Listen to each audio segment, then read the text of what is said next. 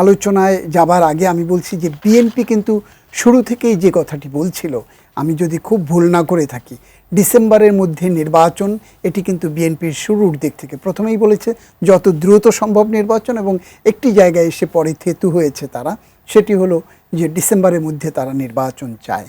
জামায়াতে ইসলামী অনেকটা কৌশলী ভূমিকা পালন করেছে শুরু থেকেই।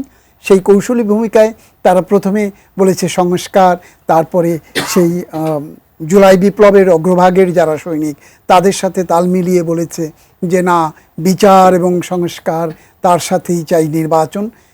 কিন্তু ভেতরে ভেতরে তারা নির্বাচনী যে ট্রেন, সেই চলন্ত ট্রেনে উঠবার জন্য সকল প্রস্তুতি কিন্তু তারা ইতোমধ্যে নিয়ে ফেলেছে।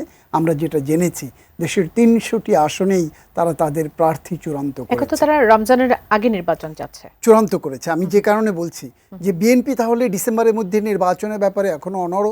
জামায়াতে ইসলামী সংশোধন করে সেই জায়গা থেকে এসছে রমজানের আগে। তো রমজানের আগে মানে মিড ফেব্রুয়ারির মধ্যে তারা নির্বাচনটা চাইছে।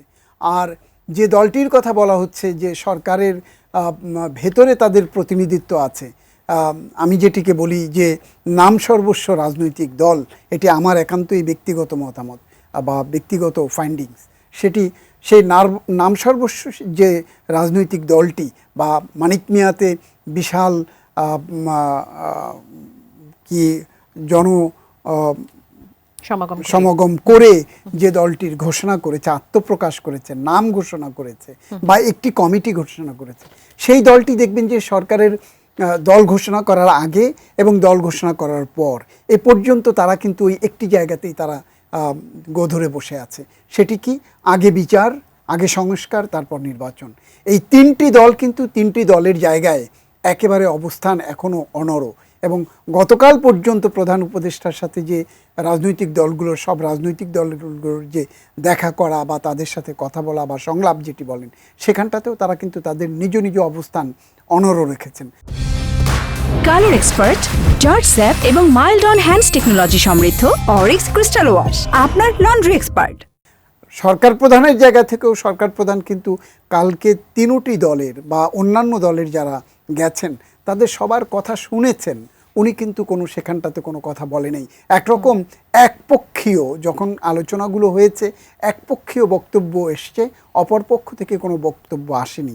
যদিও শেষে প্রধান উপদেষ্টার প্রেস উইং থেকে আপনি যে কথাটি বলছিলেন যে ২৬শে জুনের পরে একদিনও তারা ক্ষমতায় থাকতে চায় না বা সরকারে থাকতে চায় না। তবে এই যে আলাপ আলোচনা বা এই যে উদ্যোগ বা প্রচেষ্টা, সেই প্রচেষ্টার মধ্যে কিন্তু আমি কোনো ঐক্য বা সমাধানের পথ বা একই কাতারে সামিল হয়েছে এমন কোনো কিছু এখনো পর্যন্ত আমি দেখছি না। এটি একটি। আর আপনি যেটি বলছিলেন যে মান অভিমানের জায়গা, মান অভিমান, কে কার সাথে মান অভিমান করে?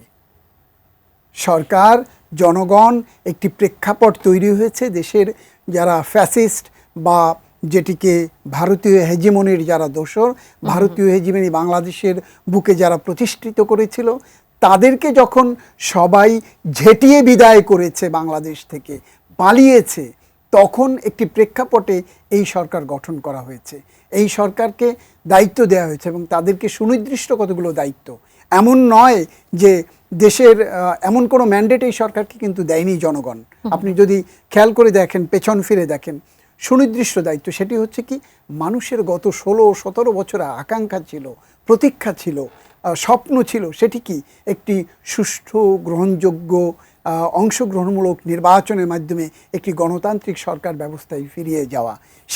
সেই আশাটিকে বাস্তবে রূপ দেওয়ার জন্যই কিন্তু এই সরকারকে আমার পোর্ট অন্যের হাতে তুলে দেয়া, আমার মানবিক করিডোরের নামে সুযোগ, অন্য দেশ কাউকে সুযোগ করে দেয়া, দেশের স্থিতিশীলতাকে বড় ধরনের হুমকির মুখে ফেলা, এবং এই ধরনের কোনো সিদ্ধান্ত কিন্তু নেয়ার জন্য এই সরকারকে জনগণ ওই ম্যান্ডেটটা কখনো দেয় নাই।